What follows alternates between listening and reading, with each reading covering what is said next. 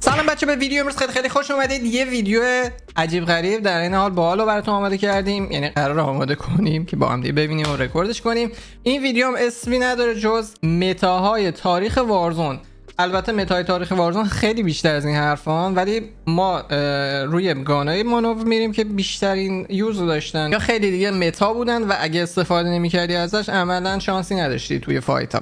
قرار به کل تاریخچه متا ریاکت بریم. همونطور که میدونید متا کم نداشته این تاریخچه وارزون، از شاتگان دوف دوف بگیر تا ریولور اسنیک شات تا همین چند وقت پیش شاتگانه که عملا تریگرش باعث میشد که 2 تا شات همزمان بزنید، دارک وود و خیلی متاهای دیگه که حالا خودتون در جریانید. اما قبل از اینکه بریم سراغ ادامه ویدیو، مثل همیشه لایک، ساب، کامنت، زنگوله، نوتیفیکشن یادتون نره. آخر ویدیو هم اگه فرصت شد کامنتاتون رو میخونیم. خب بچه، یه شات اوت هم باید بکنیم به پیج اورنر پلیز. حالا اگه خودش این ویدیو رو گذاشته باشه یا خودش یعنی مثل من ریاکت نرفته باشه، تونسته این به قول معروف ویدیوها رو جمع کنه کنار هم دیگه و یه ویدیو 11 دقیقه‌ایه قرار با هم دیگه ببینیمش و ببینیم آیا چیزی رو از قلم انداخته یا نه، و اگه از قلم انداخته خودمونم نظر بدیم راجعش. ولی 11 دقیقه ویدیو با هم دیگه میبینیم. حالا اگه خواستید خودتون میتونید تو چنلش برید ساب کنید و از جون داستانه. من سعی می‌کنم چون صدا داره ویدیو یکم صدا رو کمتر کنم که صدا تو صدا نشه، ولی بریم ببینیم اولین متایی که معرفی میکنه چیه. اولین چیزی که دسته‌بندی کرده لانچ متا. یعنی چی لانچ متا؟ یعنی موقعی که وارزون لانچ شد اولین گانی که متا بود شد. من خودم به شخص اولین گانی که یادم استفاده میکردم M4 بود. M4 و MP5 تقریبا میشه بگی، ولی M4 بود که آیرون سایت بود، با آیرون سایت میزدیم و فکر کنم همین بود واقعا. درسته؟ گرا بود. MP5.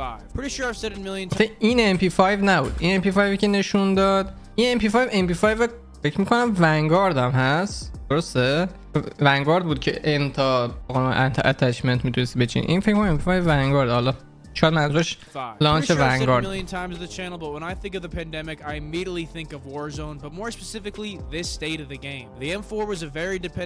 دقیقاً این M4 با آیرون سایت میزدیم. Then you had a few different choices for snipers which we haven't seen in Warzone since. Mine and just about everyone's favorite was the Car 98K. کار 98 میشه بگه اوایل به نظر من متای چیز نبود، متای وارزون نبود. اوایل همه یا اکسپنجا میزدن یا HDR میزدن، یواش یواش همه اومدن سمت کار 98. البته من یادم نیست کار 98 تو سیزنای اولم بود یا نه، چون من میگم اسنایپ هم که میزدم من یا اکسپنجا میزدم یا HDR، ولی فکر میکنم اوایلش کار 98 حداقل چیز نبود. دقیقاً اولین چیزی که توی وارزون سیزن 1 یادتون باشه مود شد HDR با اسکوپ ترمال بود. خیلی از اسکوپ ترمال استفاده می‌کردن به خاطر اینکه کولد بلاد هیچ کی استفاده نمی‌کرد. Also the body damage was insane, which allowed you to one shot players who weren't even fully plated without a headshot. Then there was the growl. I think everyone can agree that this was everyone's favorite meta AR. Throwing on the Archangel barrel, you have this beautiful any optic, enabling you to keep this to be an absolute laser. Not to mention it's still pretty damn good today. I've seen people make videos about using this in Warzone Pacific and still dominating. There's even a couple of weirdos who would run a double growl class where they would have the one long range kitted out, but for your other one you turn into a nutty SMG that somehow also worked. However, if you weren't an absolute psychopath, you would pair this with the MP5, which would also be a viable option for the rest of this game's life cycle. But if you're a no good piece of shit like me, you paired this with an RPG that made for a great RPG هم را خیلی بترول بازی RPG خیلی می‌زدن. Not to mention the vehicle destruction was awesome. وان شات می‌کرد یادتون باشه. Although they were very broken and possibly the most اسنیک شات جزو گانایی بود که من خیلی دیر بهش رسیدم. یعنی موقعی که من فهمیدم اسنیک شاتی وجود داره اصلا نرفش کردم، یا نهایتا 1-2 دست باعث اصلا فکر کنم اصلا من الان به تو مثلا ویدیو یوتیوب هم اسنیک شات مودرن وارفیر 2019 نیست، خاطر اینکه من اصلا با این گان بازی نکردم.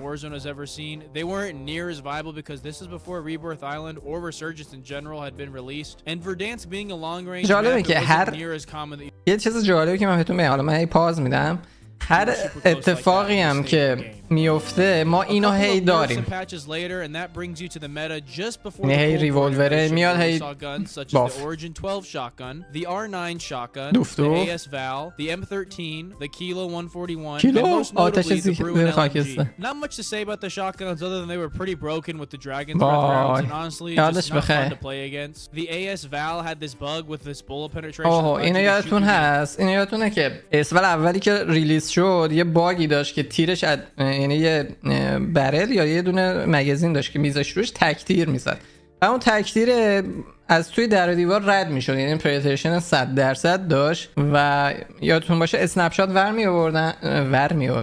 می داشتن یا اینکه یه دونه پرک داشتیم به نام کامبت اسکات یادتون باشه، این دوتا رو ور می داشتن و باعث میشد که ناکنین اینجوری بزنن. خیلی چیز عجیب غریب بود نه نشون میده. But even after they fixed the bullet penetration, it was still a really good gun. Honestly, it was perfect to run with a sniper, specifically the Kar 98K. Gun بدی نبود خدایی. SMG AR hybrid thing. Now I want to go ahead and lump the Kilo and the M13 together because they acted very similar to me. They were both very accurate, but didn't deal with much damage, so you really had to hit your shots. A nice feature about the Kilo is that if you were an absolute sick bastard, you could throw all the monkey nuts on this John and treat it pretty much just like an LMG.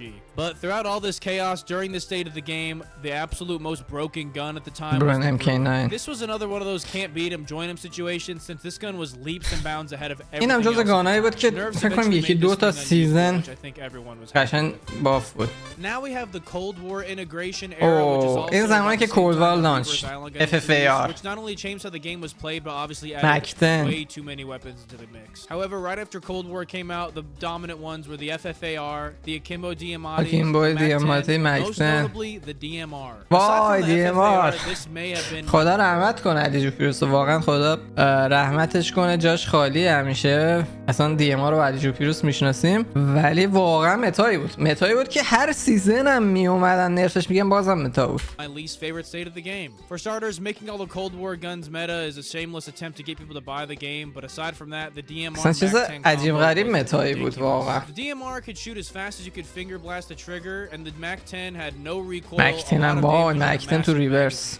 Absolutely no reason to not use this SMG. چه حالی میداد. However, if the MAC-10 didn't do it for you, you still had the Akimbo Diamatis, which were a 3-round burst killing machine. Insane accuracy, a decent mag size, and crazy damage made this thing very, very unfun to play. However, there was a little glimpse of light during this dark meta with the FFAR. This FAMAS-like AR was a laser that was also really good at close range, to run with the sniper. Also have a universally low iron sight. This was another fan favorite.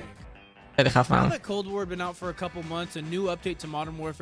کیلو نه کیلو نی ایمکس وای ایمکس خیلی خفن بود. فارا فرست متا آگو M60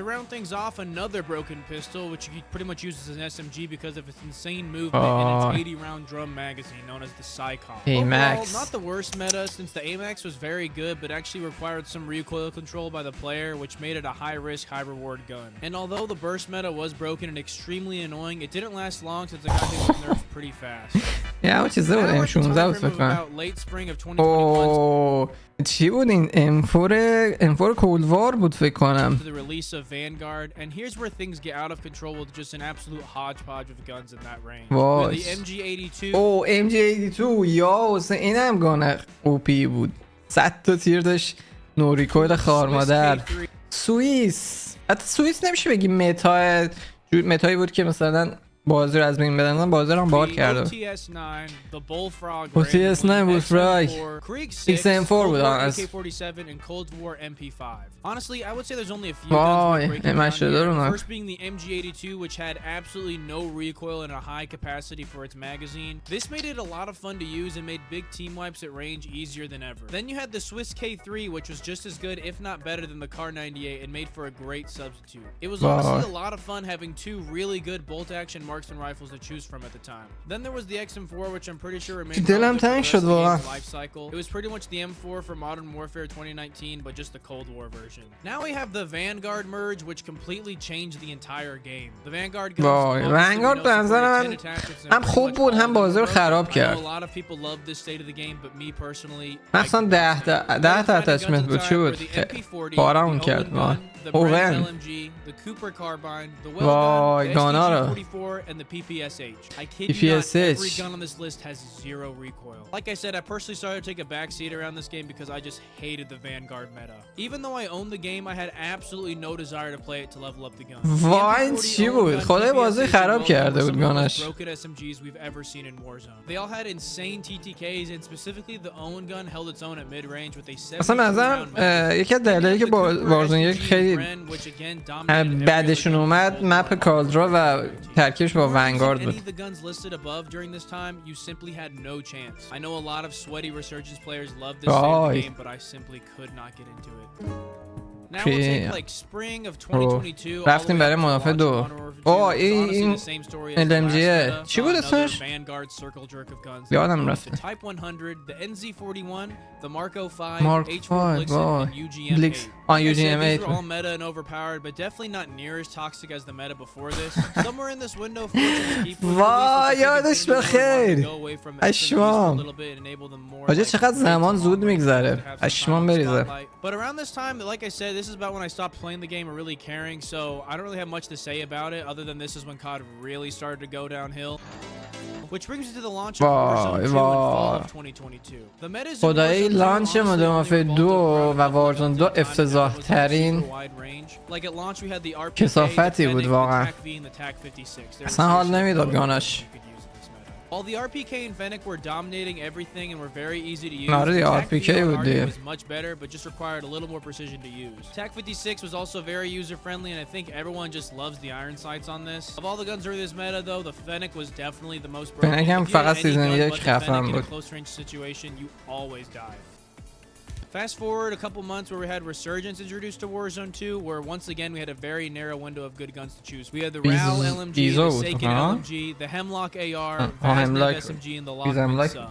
You can say what you want about Warzone 2, but I honestly love just about every meta this game had to offer. The RAL was a textbook definition of this gun takes skill to use. You control the recoil and you're going to do well, but most players could not do that. ایزوم بلاک رو من دوست داشتم. خدای توی همه گانای وارزون 2 ایزوم بلاک واقعا حال میداد. Balance it out. Then the Lockman sub and Vaznev were both very fun to use. SMG این MP5 وارزون 2 رو من دوست داشتم. Now I'm just going to cover the rest of the game's life cycle, which to me, honestly, we didn't really see anything too crazy. این چی بود؟ کرونن بود. Two really standout guns to me. Starting off with the Cronin Squall, yet another one of my favorite metas because it was a high کرونن هم گان خوبی بود خدایی. You paired that with the ISO SMG and you ولی کلا گاناش نسبت به گانای ونگارد که خیلی بهتر بود. اینو بخوایم قبول کنیم. گانای ونگارد خیلی دیگه مسخره بود جدی. مثلا هیچ اسکیلی نداشت. ولی باحال بود، فان بود. اینم باید بگیم دیگه. مثلا نمیدونم با اون LMG میزدی خیلی حال میداد ولی بی اسکیل بود دیگه.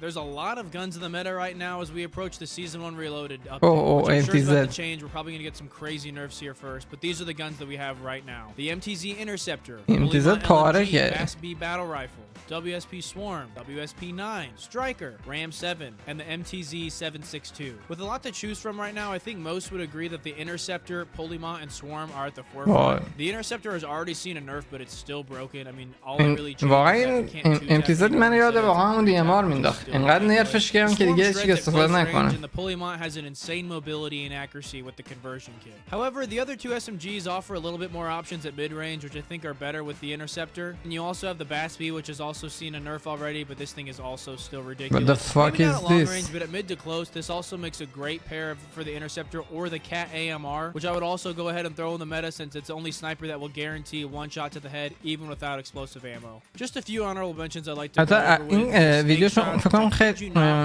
خیلی که نه ولی قدیمیه به خاطر اینکه رو اسنپ جدید هیچ مانوری نداره. The Lockwood 300 somehow through all the patches got reverted to the broken Warzone 2 state where the dual trigger has insane range and one taps also. But that is the entire Warzone meta history in one video. Like I said, I didn't cover everything, but I really just wanted to highlight those meta defining guns that were dominating the game at whatever time period. What the fuck? Let me know what your favorite meta was down below. I know I'll probably put out a video of like my personal favorite and what the ones I hated the most as well. But if you liked, leave a like. If you didn't, leave a dislike. Go ahead and subscribe if you haven't already. And thank you for watching. خب بچه اینم از ویدیو بود. بریم سراغ کامنتاتون. خب بچه کامنت گذاشتید راجع این ویدیو شورتی که اپراتور مانستر میتونید چیز کنید. خیلیاتون گفتیم ما اون قسمت رو به قول معروف ریدیم کد یا پروموشن کدشو پیدا نکردیم. من براتون دوباره یه لینک توی قسمت کامنت ها پین کردم. کامنت های همون شورته. بزن یه لینک براتون پین کردم که بتونید راحت پیدا کنید.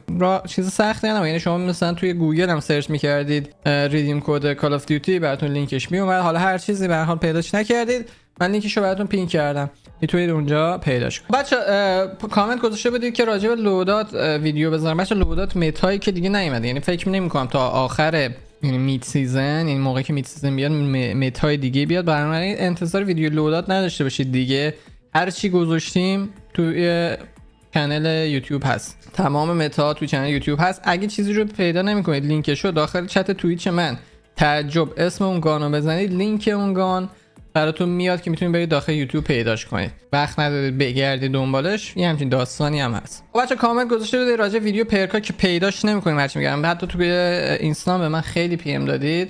بچا درست نمیگردید. حالا من خواهش می‌کنم ادیتور براتون روی صفحه اون ویدیویی که مربوط به پرکا هم براتون اگه تونست تگ کنه که بتونید روش کلیک کنید، هم عکس اون ویدیو با تامنیلش رو صفحه براتون نشون بده که برید توی چنل پیداش کنید. اگه از طریق لینک نتونستید برید، ولی توی چنل هست. وقتی من بهتون میگم هست مطمئن باشین هست. فقط بحث این که وقت بذارید درست بگردید. خب بچه کامنت گذاشتید راجع مپ ریورس. مپ ریورس بچه احتمال زیاد سیزن 3 بیاد، یعنی زود سیزن 3، دیرش مید سیزن 3. بعید میدونم دیگه بره تو سیزن 4 چون خیلی دیگه کانتنت دیگه وارزون نداره، اکتیویژن نداره بخواد پلیرش رو هایپ نگرده. به نظر من توی سیزن 3 شاهد ریورس خواهیم بود و احتمالا رنگ هم تو همون ریورس ادامه بدن، متاسفانه حالا یا خوشبختانه. بعد ببینیم چی میشه. ببخشید چند روزم نبودم، متاسفانه توییچم ترکیه فیلتر شده. اینم از شانس واسه به قول معروف هر ایرانی هر جا بره شانسش باهاش همراشه. ما هم درگیر فیلتر تویش هستیم، حالا ولش توضیح نمیدم، ولی انشالله که خیر. مرسی که تا این لحظه ویدیو رو دیدید. تا ویدیو دیگه بدرود.